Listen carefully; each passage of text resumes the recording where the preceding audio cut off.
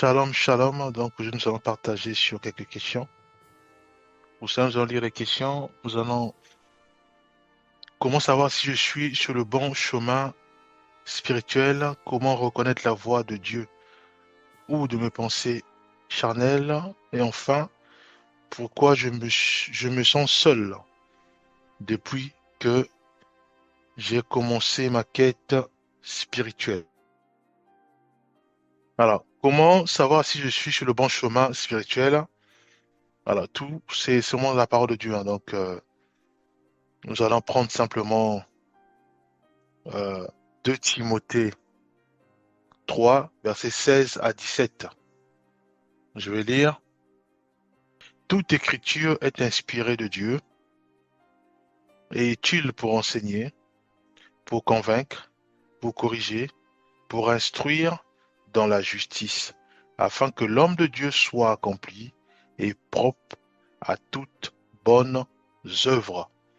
Alors, pour savoir si je suis sur le bon chemin, nous devons plonger nos regards dans la Bible. C'est la Bible ou la parole de Dieu qui nous enseigne, qui nous convainc, qui nous corrige, qui nous instruit dans la justice de Dieu. Voyez-vous?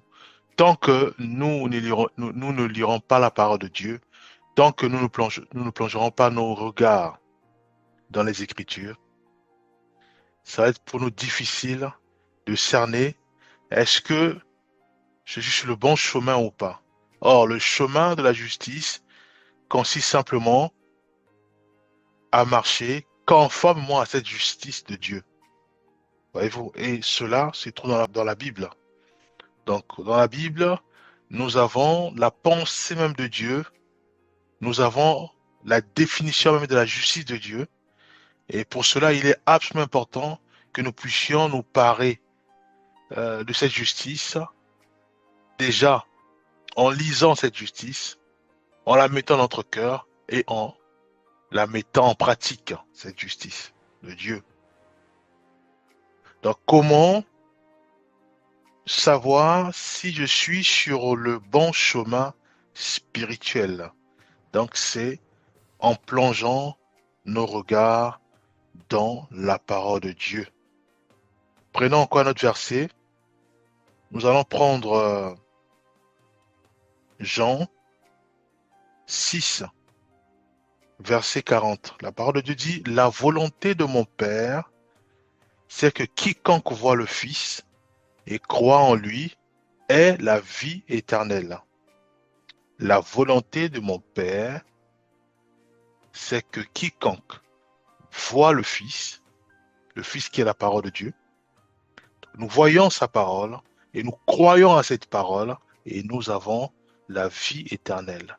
Alors, comment savoir si je suis sur le bon chemin? La réponse, elle est toute trouvée. Nous devons lire la parole de Dieu, la mettre en pratique. À ce moment-là, le Saint-Esprit dans notre cœur va nous dire que nous sommes sur le bon chemin, le chemin de la justice, ce chemin qui applique la parole de Dieu dans notre vie.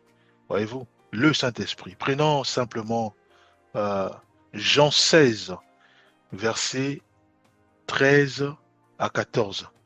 La parole de Dieu dit, quand le consolateur sera venu, l'Esprit de vérité, il vous conduira dans toute la vérité. Car il ne parlera pas de lui-même, mais il dira de tout ce qu'il aura entendu et il vous annoncera les choses à venir. Il me glorifiera parce qu'il prendra de ce qui est à moi et vous l'annoncera. Voyez-vous? Donc, les saints de Dieu est là que pour rappeler à notre cœur la parole de la vérité. Et la vérité, c'est Jésus-Christ. Voyez-vous? Donc c'est lui seul qui va nous inspirer, va nous parler, va nous orienter, va nous conduire dans la limite de la parole de Jésus-Christ. Parce que lui, il ne va ni aller à gauche, ni à la droite, mais il restera dans la parole qui a été déjà annoncée par Jésus-Christ, par la vérité. Donc, nous devons plonger nos regards dans la parole de Dieu, lire constamment la Bible pour connaître la pensée même de Dieu, sa justice et sa vérité. À ce moment-là, conformons-nous maintenant à cette vérité, à cette justice dans notre vie quotidienne. À ce moment-là, si nous marchons contre la vérité, l'Esprit Saint de Dieu va commencer à nous rappeler en disant ce que tu poses comme acte ou le chemin que tu souhaites prendre n'est plus conforme à la vérité et à la vérité qui est Christ et qui est la parole de Dieu. Donc, le repère, c'est la Bible, c'est tout. Comment savoir si je suis dans le bon chemin spirituel? C'est la Bible. La Bible, c'est la boussole. La Bible, c'est la boussole d'un chrétien et la Bible, c'est la boussole d'une chrétienne. Et pour comprendre la boussole, il est absolument important de prier. Et quand nous prions, il y a une force spirituelle qui nous inonde pour prolonger ou pour nous inspirer la pensée de Dieu. Donc cette force, c'est le Saint-Esprit. C'est pour ça qu'il est absolument important pour un chrétien, pour une chrétienne, de rechercher à être conduit par le Saint-Esprit. Et lui seul maintenant va commencer à nous guider, à nous orienter, à nous convaincre du péché, à nous enseigner, à nous instruire. Voyez-vous, comme nous avons dit tout à l'heure. Alors prenons la deuxième question. Comment reconnaître la voix de Dieu ou de mes pensées charnelles?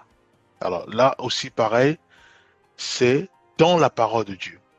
Plus nous nous imbibons de la parole de Dieu, plus plus nous imbibons de la parole de Dieu, plus cette parole euh, inonde puissamment nos pensées.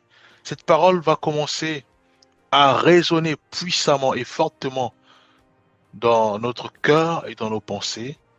À ce moment-là, s'il y a des pensées charnelles, ces pensées charnelles vont être justifiées par la parole de Christ. C'est pour ça qu'il est absolument important que nous soyons exposés constamment à la parole de Dieu. Constamment. Cette parole doit s'incruster en nous. La parole de Dieu, elle doit prendre racine dans notre cœur. Voyez-vous, plus nous exposons à la Bible, plus la force de nos pensées charnelles va diminuer. Puisque cette parole de Dieu va commencer à résonner fortement en nous. Et ce qui fera que cette parole va commencer à nous canaliser. C'est ça ce que je disais tout à l'heure, que c'est la boussole d'un chrétien.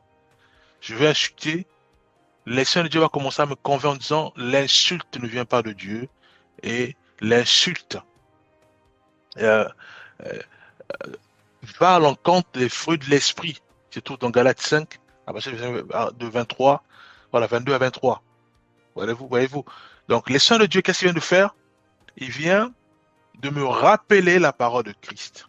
Dans Galates 5, versets 22 à 23, en disant que tes pensées charnelles te poussent à répliquer à une insulte, te poussent à répliquer à la guerre d'ego, te poussent à répliquer sur les choses éphémères. Or, Christ, dans Christ nous appelle à l'amour du prochain. Christ nous appelle à manifester le fruit de l'esprit. Voyez-vous? Donc, l'Esprit de Dieu vient de nous convaincre en disant que voilà, le chemin que tu prends n'est pas bon. Et il vient aussi nous rappeler Galates 5, verset 22, en disant qu'il est absolument important que nous puissions déployer l'amour, la joie, la paix, la bienveillance, voilà la maîtrise de soi.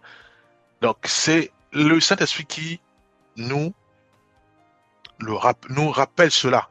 Et pour connaître la parole de Dieu, donc pour connaître Galates 5, versets 22 à 23, où on parle de fruit de l'esprit, nous devons nous exposer à cette vérité, donc à cette parole. Donc, cela veut dire simplement que nous devons lire la Bible. Nous devons la lire constamment, l'imprégner dans notre cœur et la mettre en pratique. À ce moment-là, si la voix charnelle, nos pensées, cette voix cherche à surgir en nous, à travers notre cœur ou nos pensées, la parole, donc la vérité en nous, va absorber littéralement la pensée charnelle. Voyez-vous, je prends un exemple qui est très simple. Je veux aller vendre la drogue, ou je veux encore retomber dans la prostitution parce que j'ai plus l'argent, parce que je suis dans les dettes, parce que je suis dans, dans le chômage. Voyez-vous, il y a toutes ces pensées-là qui montent en moi pour me pousser encore à retomber dans la prostitution, à retomber dans la vente de la drogue, à retomber dans le vol, à retomber dans les gangs. Voyez-vous, ces pensées charnelles montent en moi. Alors, comment savoir que ce sont les pensées charnelles qui me guident ou réellement le Seigneur? Alors, pour cela, et donc, il est absolument important de lire la Bible. Parce qu'en lisant la Bible, à ce moment-là, si la pensée de la prostitution monte en moi, la pensée de la justice de Dieu, donc la parole de Dieu va commencer à absorber cette pensée. En disant que non, Dieu nous appelle à la pureté, Dieu nous appelle à être saints, Dieu nous appelle à marcher dans la sanctification, Dieu nous appelle à fuir l'impudicité. Donc à fuir, à ne pas rester, mais à fuir l'impudicité. Voyez-vous? Donc à ce moment, je suis détendu. Voyez-vous, je suis détendu. Donc lisons encore le verset tout à l'heure qu'on a lu de 2 Timothée. Alors prenons quand même Hébreux 4. Avant de lire ça, prenons Hébreux 4, verset 12. Je vais lire. Car la parole de Dieu est vivante et efficace, plus tranchante qu'une épée quelconque à deux tranchants, pénétrante jusqu'à partager l'âme et l'esprit, jointure et moelle, elle juge les sentiments et les pensées du cœur. Voyez-vous ce que fait la parole de Dieu. C'est ça que Dieu dira que sanctifie-les par ta vérité, car ta parole est la vérité. Donc la parole de Dieu, qui est l'épée, et ça se trouve même dans les armes des chrétiens. On parle de l'esprit, on parle de l'épée de l'esprit, qui est la parole de Dieu. Voyez-vous? Donc la parole de Dieu, euh, elle est vivante et efficace, plus tranchante qu'une épée quelconque à deux tranchants, pénétrante jusqu'à à partager l'âme et l'esprit. Donc nous devons nous parer de cette épée, cette parole de Dieu, et nous imprégner de cette parole. Et à ce moment-là, cette parole juge. Il dit, cette parole juge les sentiments et les pensées du cœur. Voyez-vous? Donc si une pensée est montée en moi en disant, voilà, retombe dans la position, cette parole qui se trouve en moi, cette parole qui prend racine dans mon cœur, cette parole qui s'incruste en moi, cette parole va juger automatiquement mes pensées charnelles.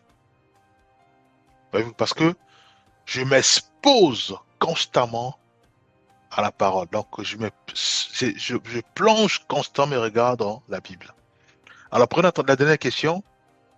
Pourquoi je me sens seul depuis que j'ai commencé ma quête spirituelle?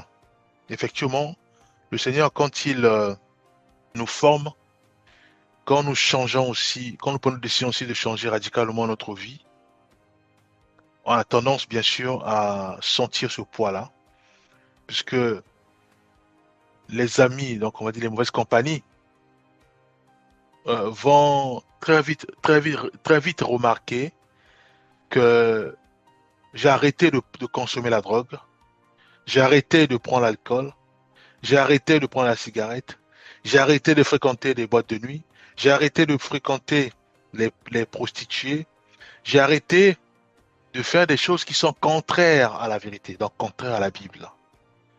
Et à souvent ce qu'ils font, ils disent, mais écoute, qu'est-ce que, qu'est-ce que nous allons tirer de bon auprès de notre ami, en l'occurrence moi, puisque j'ai pris un autre chemin. Et souvent, il se retire. Voyez-vous, il se retire parce que le centre d'intérêt, c'est que ce que nous unissait, mes amis, ne le voient plus. Voyez-vous, en ce moment, il se retire. Et forcément, je suis seul. Forcément, je suis seul. Voyez-vous, et il y a une guerre entre mon esprit qui veut absolument progresser dans ma marche avec le Seigneur. Et il y a aussi les pensées charnelles qui me poussent à rechercher la paix avec mes amis. Ces amis-là, quand j'étais avec eux, j'étais bien, j'allais dans la boîte de nuit, j'allais voler avec eux, j'allais bagarrer avec eux, je provoquais, j'insultais les autres, voyez-vous. Donc il y a eu cette guerre-là en nous, c'est pour ça qu'il est absolument important aussi de continuer à prier et de continuer à dire que l'épreuve que je vis actuelle, c'est pour mon bien, c'est pour me former, pour que plus tard, je sois meilleur. Meilleur en quoi?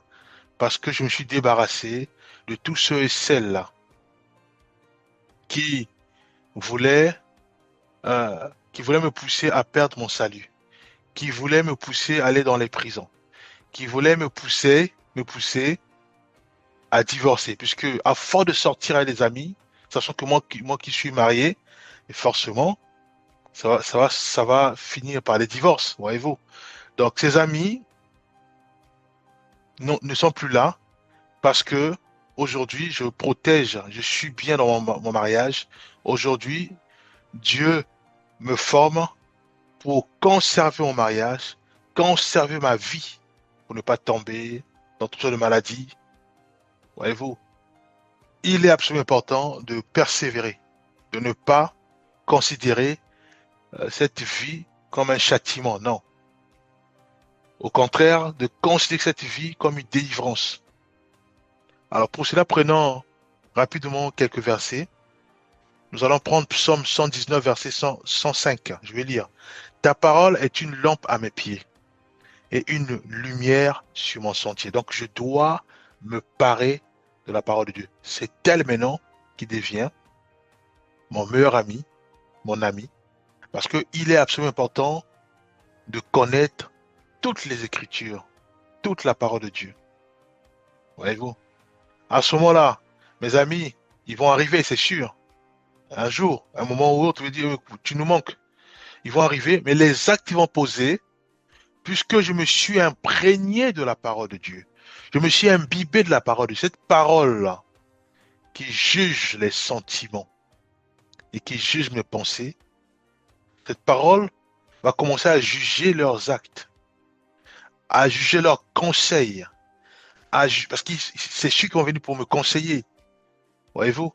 Mais moi, je suis déjà paré de l'âme de chrétien. Donc, il fait partie, hein, l'épée de l'esprit qui est la parole de Dieu. Donc, cette épée-là, c'est l'arme des chrétiens. Puisque l'arme des chrétiens, souvenons-nous, c'est le casque du salut, c'est le bouclier de la foi, donc avoir la foi en Jésus-Christ, avoir la conscience du salut, on parle de curage de la justice, donc marcher dans la justice de Dieu, donc marcher dans la sanctification. C'est quoi la justice? C'est simplement, Dieu me dit à moi de ne pas convoiter. Voyez-vous? Et si je convoite, je ne suis plus dans la justice de Dieu. Mais si je ne convoite pas, je marche dans la justice de Dieu, simplement. Donc c'est simplement obéir à la parole de Dieu, c'est ça la justice de Dieu. On parle de la ceinture pour vérité. Je dois marcher dans la vérité. La vérité, il y a la vérité qui est la parole, qui est Jésus-Christ. Il y a aussi la vérité qui est le contraire du mensonge, hein, du mensonge. Voyez-vous? C'est ça les âmes du chrétien. Il y a le Jésus pour zèle.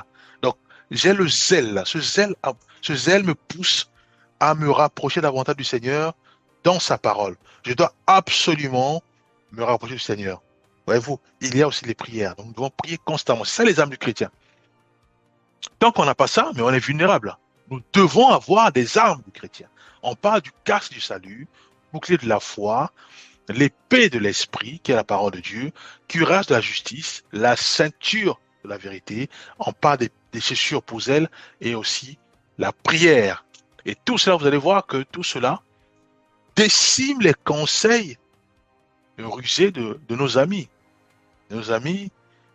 qui ont encore leurs yeux remplis d'impudicité, qui ont encore leur bouche remplie de mensonges, qui ont encore leurs oreilles remplies de toutes sortes de calomnies et autres. Voyez-vous? Donc, c'est important pour nous de nous exposer constamment à la parole de Dieu. Constamment à la parole de Dieu et nous parer des âmes du chrétien. Alors prenons rapidement, j'ai plus le temps, prenons rapidement Jérémie 29, verset 20, pardon, Jérémie 23, verset 29. Ma parole n'est-elle pas comme un feu, dit l'Éternel, et comme un marteau qui brise le roc. Le roc, c'est l'incrédulité, la rébellion, voyez-vous. Mais plus je suis exposé à la parole de Dieu, plus je connais la pensée même de Dieu. Puisque, souvenons-nous, la parole de Dieu, c'est la boussole d'un chrétien ou d'une chrétienne.